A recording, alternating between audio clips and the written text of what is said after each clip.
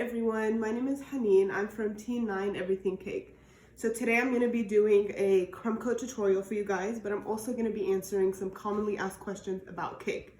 And I have my sister here recording me and she's going to be asking the questions. Hello. Okay, so we're going to start off with this Lazy Susan, just to make the process easier. Okay. I usually have a cake board, but I'm out of them, so I improvised. How? I just cut up a paper plate into a circle. I'm gonna put it under there. So Call it a day.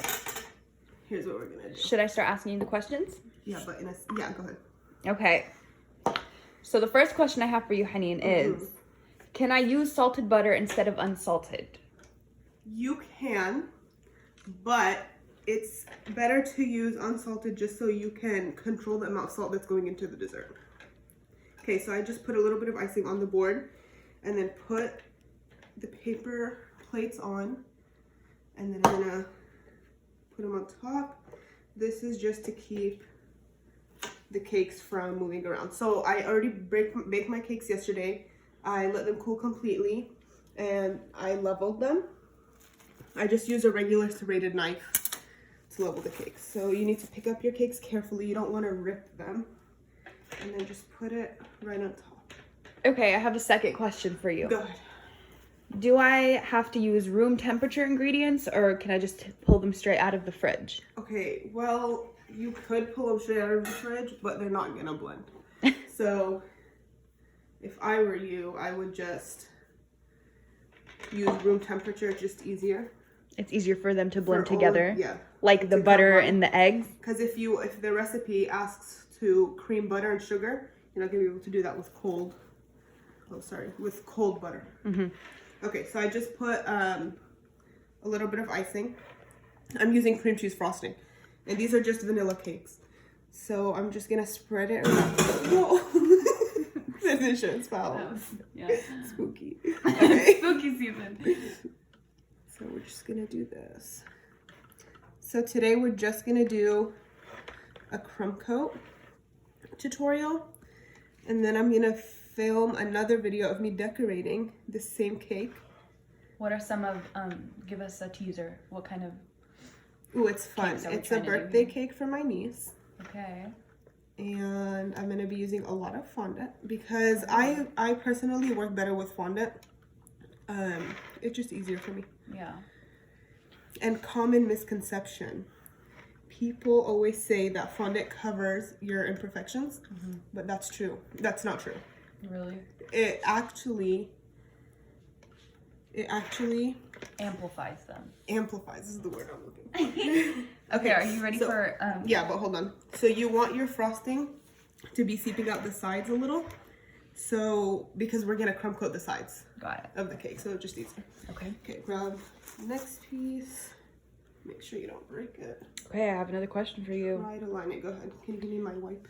So how can I tell if my cakes are right and ready out of the oven?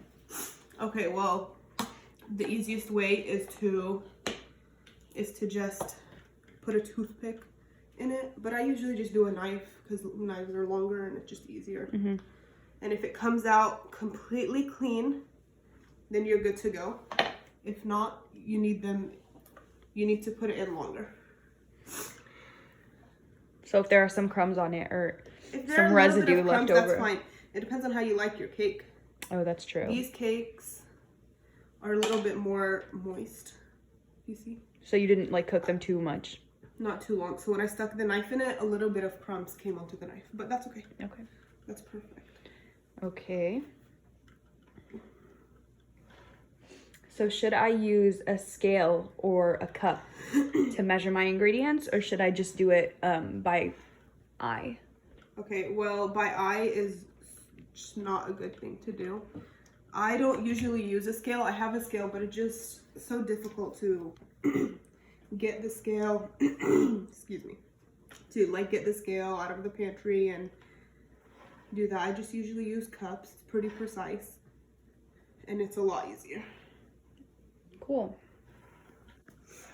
Okay, so again, I just want it to seep down the sides a little.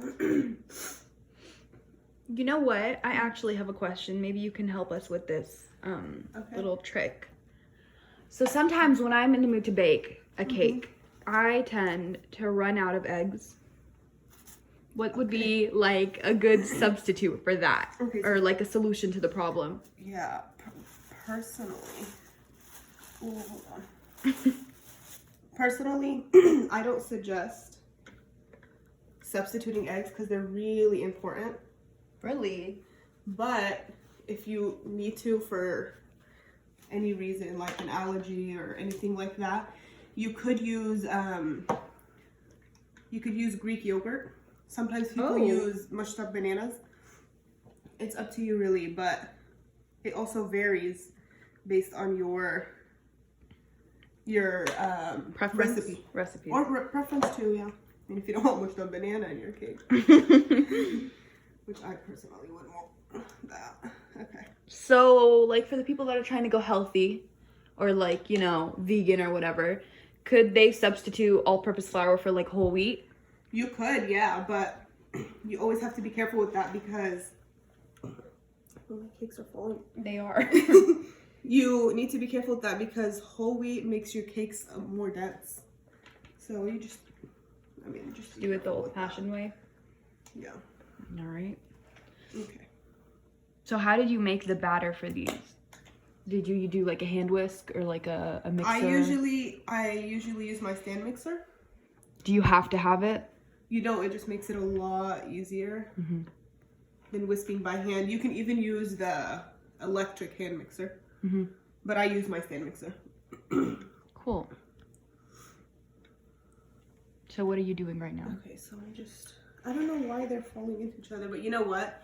It doesn't matter because the cake that I'm planning to do, like this works for it. Okay, so I like that it's falling off a little. But it's also probably because of the weight of the icing, of the frosting. All right, let me grab my last cake. I'm gonna come around so I don't rip it. And it's always good to keep your scraps just in case. Okay, so this is the last cake.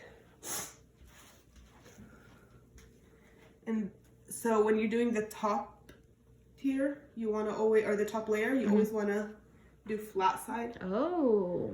Just to keep it, I'm going to do a little more on that side. Okay. Just to keep it nice and flat at the top. And I need it flat at the top for what I'm planning to do. Okay. So, I don't think I need enough icing, but that's okay. Or frosting. It's cream cheese frosting, okay. So, I'm just gonna do this last one. Cat, that's our cat. Cat. So, since I have the cake already done, I'm probably gonna film the decorating it with fondant either tomorrow or after tomorrow. I like my cakes to really set. So you're planning on putting this in the fridge? I'm gonna put it in the fridge. I'm gonna do overnight is best. I'm probably gonna do a little longer than that. Okay.